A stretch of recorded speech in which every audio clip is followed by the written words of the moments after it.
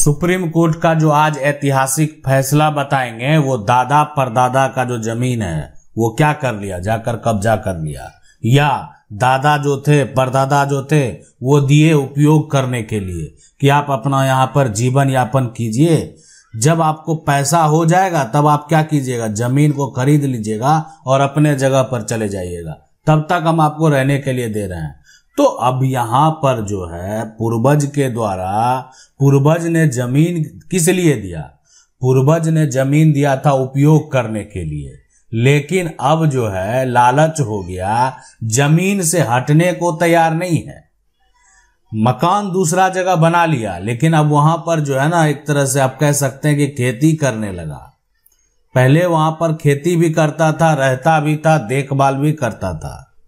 तो पूर्वज के द्वारा तो इसलिए दे दिया गया कि ठीक है बगल की मेरी जमीन है, आप उसका देखभाल भी करेंगे, उस पर खेती भी करेंगे और आप वहां पर रह भी लेंगे। तो दिया उपयोग करने के लिए कि उपयोग कीजिए, हम आपको जमीन की ना तो रजिस्ट्री करके देने वाले हैं ना तो गिफ्ट करके देने वाले हैं, आपको सिर्फ रहने को दिया जा रहा है। और रहने को दिया जा रहा है, उसके बाद क्या कर लिया, जमीन पर कब्जा कर लिया। लेकिन अब ऐसा नहीं चलने वाला, ऐसा अगर कोई कर लिया है अब ऐसा नहीं चलने वाला है। इसलिए कि हमारा कानून क्या कहता है ये अगर आप जान लेंगे तो आपको समझ में आ जाएगा कि कैसे आप बेदखल कर सकते हैं वैसे व्यक्ति को जो आपके साथ इस प्रकार का विश्वासघात किया है। यानी जमीन जो है उपयोग करने के लिए लिया और जमीन को अब अपना समझ रहा है, जमीन छोड़ने को तैयार नहीं है। इसमें जो है वैसे भी मामले हैं, वैसे भी फैसले हैं, ये तो साफ जाहिर है कि जब जमीन उसके नाम है ही नहीं तो अधिकार कहां से मिलेगा। लेकिन कुछ ऐसे व्यक्ति हैं, जमीन दिया गया उपयोग करने के लिए, उसके बाद जमीन का खतियान पर भी नाम चढ़ा लिया, जमीन का जमाबंदी पर भी नाम चढ़ा लिया और जमीन का रसीद भी कटा लिया। कहने का मतलब यह है कि जमीन का जो कागजात होना चाहिए उस पर अपना नाम को चढ़वा लिया, दाखिल खारिज भी करवा लिया। अब उसको लगता है ये तो मेरे नाम दर्ज हो गया, लेकिन दर्ज ये हुआ कैसे, इसका कोई भी प्रमाण नहीं है। आपने कैसे कराया, किस प्रकार किया, किसके मिली भगत से आपने ये कार्य किया, ये पता नहीं है किसी को, लेकिन ऐसा हुआ। और ऐसा अगर हुआ है तो इसका मतलब ये है कि ये व्यक्ति जो है इसके पास अभी प्रॉपर्टी का टाइटल है।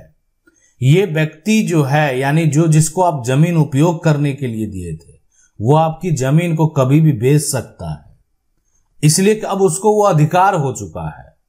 लेकिन कानूनी तौर पर संपत्ति का मालिक वो नहीं है। और इसीलिए हम एक फैसले के बारे में बताएंगे आपको, और कैसे आप फैसला पूरा जाकर डिटेल देख सकते हैं वो भी बताएंगे। यानी पूरा फैसला आप भी जाकर देख सकते हैं, उसके बारे में जानकारी जो है वो प्राप्त कर सकते हैं, और पूरा जजमेंट का कॉपी अगर पढ़ना चाहें तो वो पढ़ भी सकते हैं। अब यहां पर देखें सबसे पहले कि अगर पूर्वज की जमीन पर कोई भी कब्जा करता है, अब जमीन पर कब्जा करने के बाद जो है ना कब्जा खाली करना नहीं चाहता है और खुद जो है यानी एक तरह से प्रतिकूल कब्जा का दावा करता है। यानी अब सीधी सी बात है कि कब्जा करने वाला जो है यानी कब्जा आपदारी जिसको बोलते हैं, वो आज दावा किस बात का कर रहा है, वो दावा कर रहा है प्रतिकूल कब्जा का यहाँ पर। ठीक है, तो प्रतिकूल कब्जा का यहाँ पर अगर वो दावा कर रहा है, एडवर्स पोजीशन का दावा कर रहा है, तो ये जमीन का टुकड़ा है। अब जमीन मालिक का क्या कहना है कि जमीन मालिक का ये कहना है कि मैंने ये जमीन जो है ना उपयोग करने के लिए दिया है, लेकिन यहाँ पर जो कब्जा करने वाला जो है, कब्जा करने वाला, तो इसका क्या कहना है, ये तो जमीन मालिक है, ये कह रहे हैं उपयोग करने के लिए दिया। कब्जा करने वाला बोल रहा है कि बहुत दिनों से हमारे पूर्वज के समय से हम इस जमीन पर हैं और आज तक जो है जमीन का मालिक हम पर किसी प्रकार का कोई भी ऑब्जेक्शन नहीं लगाया है। अब ये जो है आज से हम इसको उपयोग नहीं कर रहे हैं, हमारे पूर्वज भी इस जमीन का उपयोग करते थे। तो 12 साल कब्जा कानून तो यही कहता है कि 12 साल से अगर अधिक समय से आपके जमीन पर कोई कब्जे में है और आज तक आपने किसी प्रकार का कोई भी कानूनी प्रक्रिया नहीं किया है, तो वो क्या कर सकता, आप पर दावा कर सकता है। यानी वो अपने अधिकार का दावा कर सकता है। वो इस प्रकार का दावा कर सकता है कि ये जमीन पर जो है एक तरह से ठीक है, जो उनके पास कोई कागजात नहीं है, लेकिन उनके पास लंबे समय से जमीन पर कब्जा है, बहुत दिनों से ये उपयोग कर रहे हैं, पूर्वज भी उपयोग करते थे। मालिकाना हक का दावा, अब मालिक उसको बनाया जाएगा नहीं बनाया जाएगा ये तो बात की बात है, लेकिन हक का दावा वो कर सकता है, ये उसका अधिकार है। अब यहाँ पर कोर्ट का फैसला जो होगा उस पर ये डिपेंड करता है, लेकिन यहाँ पर दावेदारी जो है वो की जा सकती है। अब यहाँ पर देखें कहीं पर भी किसी के पास कोई भी संपत्ति है और संपत्ति के जब अधिकार की बात करेंगे तो कुछ ऐसे अधिकार हैं, जैसे मान लेते हैं जो हिंदू धर्म के लोग हैं, तो हिंदू उत्तराधिकार अधिनियम, तो हिंदू के साथ साथ ऐसा नहीं है, जैन, सिख और बौद्ध के लिए भी ये कानून है। यानी ये जो उत्तराधिकार अधिनियम है ये है अधिकार, आपका जो जमीन है, पूर्वज की जमीन हो, एक तरह से अर्जित जमीन हो, कोई अगर किसी का सेल्फ एक्वायर प्रॉपर्टी है, सब में जो अधिकार की जो बात है उस अधिकारों को लेकर एक अलग अलग कानून है। मुस्लिम के लिए मुस्लिम पर्सनल लॉ है, ये मुस्लिम समुदाय का जो प्रॉपर्टी है उसके बारे में, मुस्लिम समुदाय का जो संपत्ति में किसको कितना अधिकार मिलना चाहिए उसके लिए कानून है। भारतीय उत्तराधिकार अधिनियम है, ये पारसी, यहूदी और क्रिश्चियन के लिए है।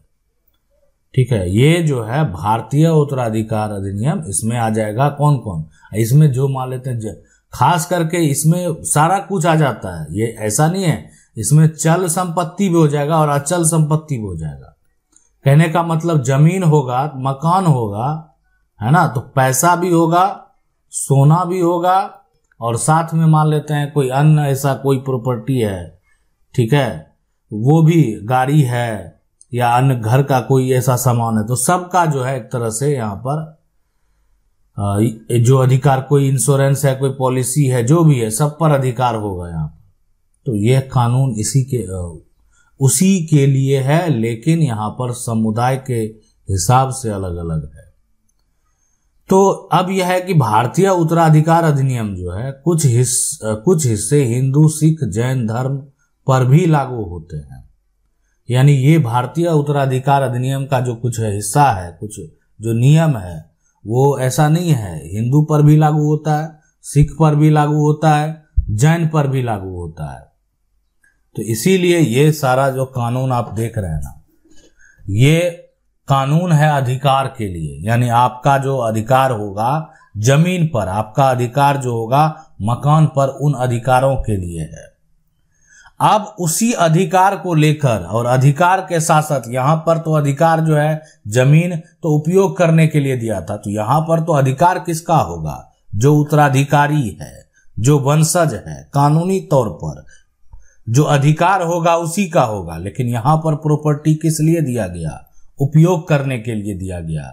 लेकिन यहाँ उपयोग करने के लिए दिया गया तो फिर क्या किया, प्रॉपर्टी को वो क्या किया, अवैध तरीके से या जो भी कहें उपयोग किया, और बाद में अपनी प्रॉपर्टी भी खरीदना शुरू कर दिया। आज उसके पास बहुत सारी जमीन है, फिर भी आपकी जमीन को नहीं छोड़ रहा है, जबकि वो जमीन आपका पूर्वज उसको उपयोग करने के लिए, जीवन यापन करने के लिए दिया था।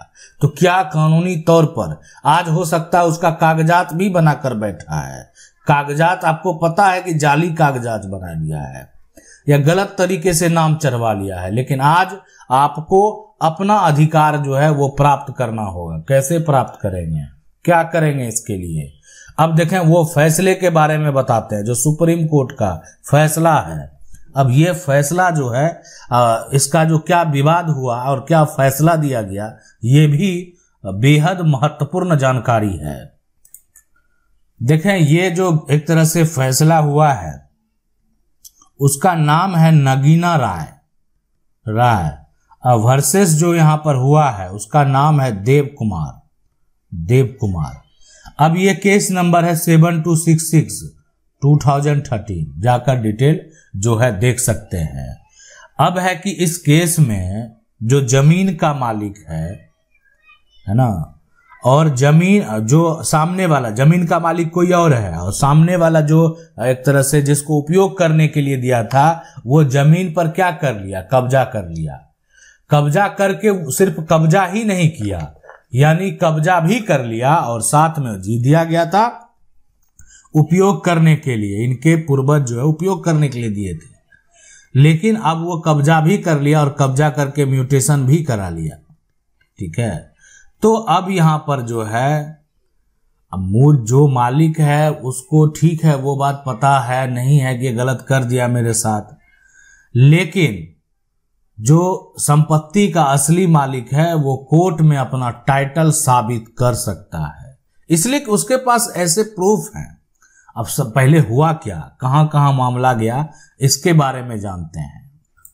देखें, सबसे पहले जो निचली अदालत में जब मामला गया तो वहां पर क्या हुआ कि जो प्रतिकूल कब्जा का सिद्धांत है ना उसको माना ही नहीं, यानी और संपत्ति के मालिक जो है उसका कहना था कि यह कब्जा जो है मेरे अनुमति से इनको प्राप्त हुआ, मतलब मेरे एक तरह से हम आदेश दिए हैं, हम उपयोग करने के लिए दिए, हमारे पूर्वज उपयोग करने के लिए दिए हैं, तब ये व्यक्ति इस जमीन पर है। ठीक है, तो इसीलिए आप यहां समझ सकते हैं कि जो निचली अदालत में फैसला हुआ है ना, निचली जो अदालत यहां पर है उसका जो फैसला हुआ वो जमीन मालिक के पक्ष में हो गया, यानी फैसला किसके पक्ष में हुआ, जमीन मालिक। लेकिन जब यहां पर उसके बाद मामला सिविल कोर्ट में जाता है ना, सिविल कोर्ट में जब मामला गया तब ये कहा कि नहीं, ये आज जो है आप एक तरह से इतने सालों बाद आज आप जमीन को ढूंढ रहे हैं, इतने दिन तक आप कहां थे, जमीन उपयोग करने के लिए दिए, जब गलत कर रहा था तब आप जमीन उससे वापस ले लेते, या वो जमीन खरीद लिया तो आप जमीन वापस ले लेते या उस समय केस फाइल कर देते।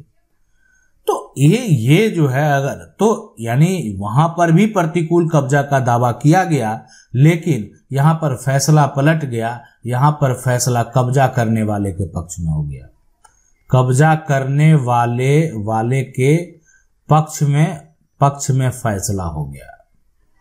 तो समझ सकते हैं। लेकिन फिर जो है अब तो सीधी सी बात, अब जमीन जो मालिक है, अब ये सिविल कोर्ट का फैसला है तो आगे तो बढ़ेगा, तो आगे वो क्या किया, फिर चला गया हाई कोर्ट, है ना, हाई कोर्ट चला गया। लेकिन हाई कोर्ट का जो फैसला हुआ उसका कहना है कि नहीं, ये जमीन जो है ना, प्रतिवादी जो है, अब वादी कौन है, वादी है यहां पर जमीन मालिक, प्रतिवादी है कब्जा करने वाला। तो सीधी सी बात, अब जमीन मालिक जब सिविल कोर्ट में अपना फैसला जो है वो हार चुके हैं तो जमीन मालिक ही अब जाएंगे कहां, हाई कोर्ट। तो हाई कोर्ट जो है यहां पर जो साफ साफ स्पष्ट कर दिया कि जो जमीन का मालिक है, ठीक है, वो उसके पक्ष में क्या ये फैसला होना चाहिए। लेकिन यहां पर देखें, हाईकोर्ट ने भी सारे कागजात देखने के बाद कहा कि नहीं, कब्जा करने वाला ही इस जमीन का मालिक है। आप समझ सकते हैं कि फैसला कैसे होता है, यानी हाईकोर्ट से भी जमीन मालिक हार गया, यानी किसके पक्ष में फैसला हुआ, कब्जा करने वाले के पक्ष में।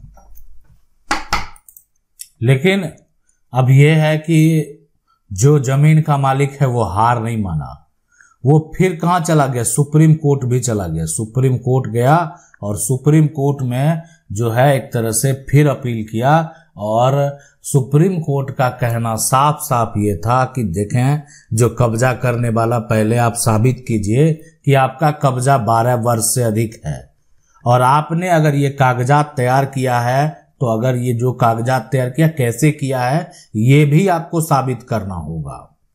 सिर्फ आपके पास वर्तमान में कब्जा है इसका मतलब ये नहीं कि आप उस जमीन के मालिक हैं। आपको साबित करना होगा कि आपका यहाँ पर जो है कब्जा वो 12 वर्ष से जो है अधिक समय से है, और एक तरह से और आप जो का दस्तावेज तैयार किए हैं, डॉक्यूमेंट तैयार किए हैं, एक तो आप कब्जे में हैं ये साबित करना होगा, दूसरा जो आपका डॉक्यूमेंट है वो डॉक्यूमेंट आपने कैसे तैयार करवाया ये भी आपको बताना होगा।